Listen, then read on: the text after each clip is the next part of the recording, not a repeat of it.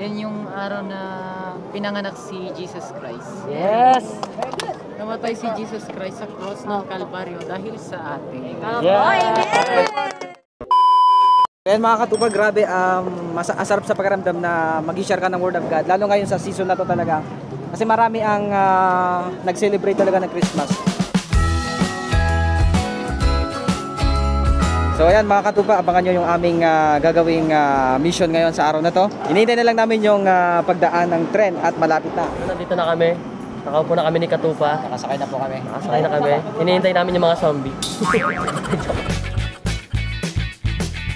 Nagtatanong po muna kami kasi naliligaw na kami. Kakausap namin, naliligaw na kami.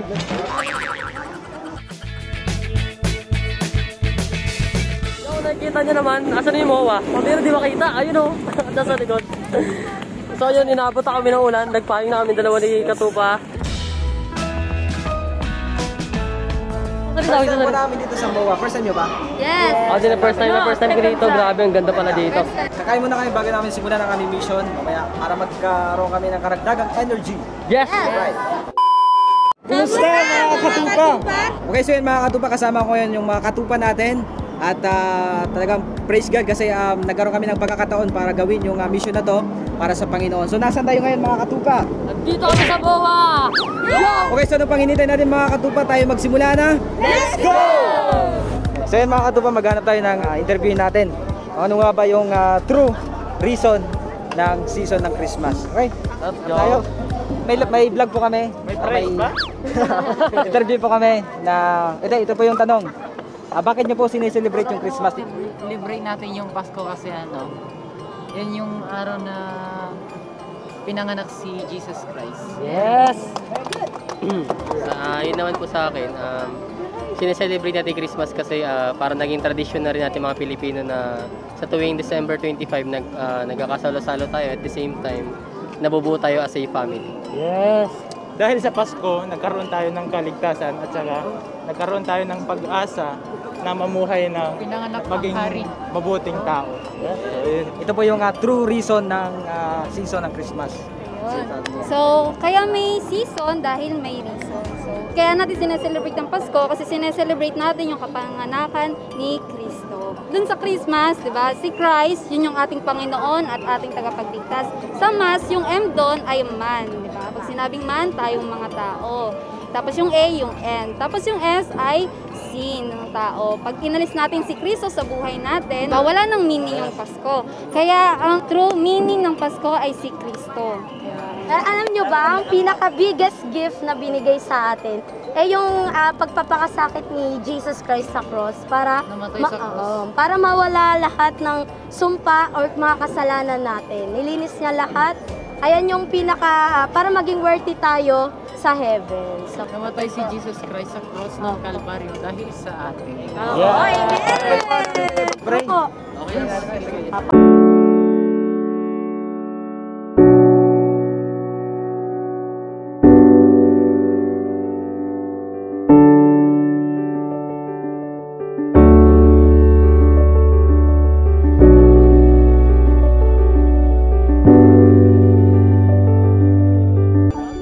Sa puntong ito nalaman namin na sila pala ay ating mga katupa, kaya ganoon na lang sila kasaya.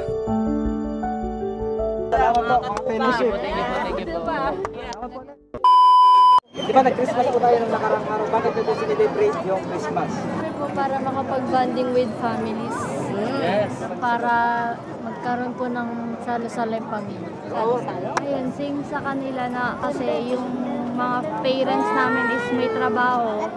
Since holiday yun, nakakabanding namin sila sa pagkainan, tsaka birthday yun ni Papa Joyce. Kasi yung Christmas, special na araw yun sa lahat. Yun lang. Kaya pinaka-literal na Christmas sa buhay po natin is walang iba kundi dahil kay Jesus Christ. At ang Diyos ay nagmahal sa buhay ng bawat isa sa atin. Gaya nga ng John 3:16, gayon na lamang ang pag-ibig ng Diyos sa buhay ng bawat isa sa atin. Okay lang po na ipag-pray po namin kayo. Okay lang po.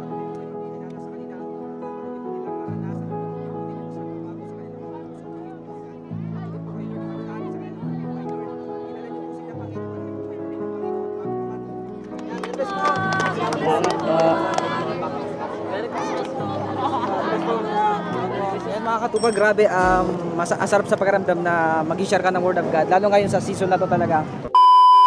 Para po sa inyo, bakit niyo po sinelebrate yung Christmas na yan? Para sa amin kasi, di ba, yun? Thanksgiving, pasasalamat, pagpapaalala sa Panginoon. Kung wala pong word ng Christ din sa Christmas, wala pong kahulugan ng Christmas natin. Yung pinakakahulugan po talaga ng Christmas natin is para po talaga kayo. Ayun po yung kaisa-isang anak ni Lord, si Jesus po, na bigay niya po pa sa atin para po tayo ligtas. Dahil alam po ng Panginoon kung bakit po siya nagpapako sa krus, hindi kasi natin kayang bayaran yung ating kasalanan.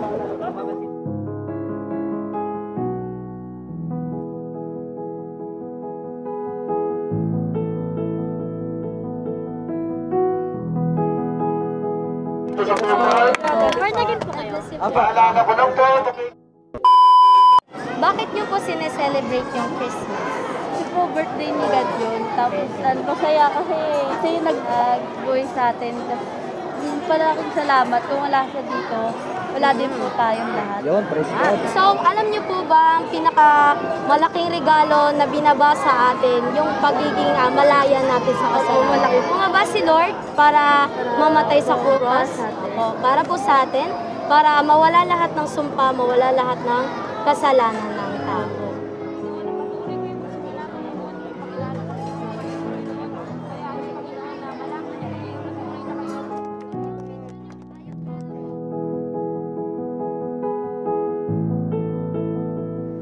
So yun mga katupa, tapos na tayo sa ating ginawang interview at ngayon naman ay yung mga nakasama natin ay tatanungin natin kung ano yung na-experience nila sa ating ginawang interview ngayon. Kasi ako mismo talaga ay na-bless sa ating ginawang mission na ito. Okay, tanungin natin sila.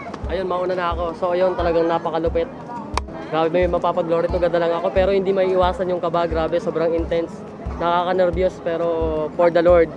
So ayan, ako naman, nakakatuwa, nakaka-bless yung araw na to kasi hindi naman to totally talagang gala, ito yung pinapagawa sa atin ng Lord sa araw na ito. So ginawa natin yung part natin na magbagi ng Word of God at nakakatuwa na yung mga taong binagi na natin ng mga salita ni Lord ay hindi, may mga tumanggi although sila tumanggi pero yung iba tumanggap. So ako naman, i-share ko yung experience ko. Ako, sobrang blessed ako at super happy kasi nakapag-share ako sa ibang tao, na i-share ko kung ano ba ang true meaning ng Christmas. Kasi yung iba, may iba't iba silang rason kung bakit sineselebrate yung Christmas. Merong nagre-reunion yung family, meron namang nagse-celebrate sila kasi may matatanggap silang bonus or ng regalo.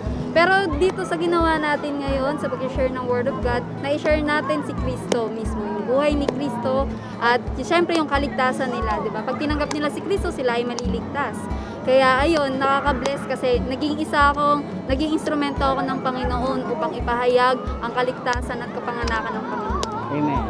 Ako naman, na-experience ko. Natuwa lang ako kasi unang-una sa lahat sa team, nagawa namin yung purpose ni Lord, kaya kami binaba dito, kaya kami binuhay, kaya kami pinili, kaya kami tinawag upang may share yung gospel o yung word ni Lord at paliwanag na siya talaga ang pinaka-meaning or reason ng Christmas. And natutuwa ako sa mga tumugon sa ating interview kasi nakaka-bless lang kasi na-accept nila talaga na si Lord talaga yung reason ng Christmas. And ayun lang. Ako sobrang saya ko and nakaka-bless kasi di ba ito naman yung gusto talaga ni Lord is to preach His gospel, di ba? And masaya ako kasi lalaman ng iba't ibang uri ng tao dito sa lugar na to, kahit na ilan-ilan lang sila, di ba, na ang totoong meaning talaga ng Christmas is si Lord, wala nang iba. And masarap sa pakiramdam na i-share mo yung katotohanan na nalalaman mo sa ibang tao. Ayun lang, super blessed and lahat ng to ay sa Lord lang ang papuri. So yun yung experience guys, napaka-unexpected and super happy ako na naging part ako ng way na to para makilala ng ibang tao din si Lord. At kahit ako naman nung una din, may mga tao din naman na naging way sa akin para makilala si Lord. And super happy ako na nagiging part na ako nun. Dati ako lang yung nakakilala kay Lord.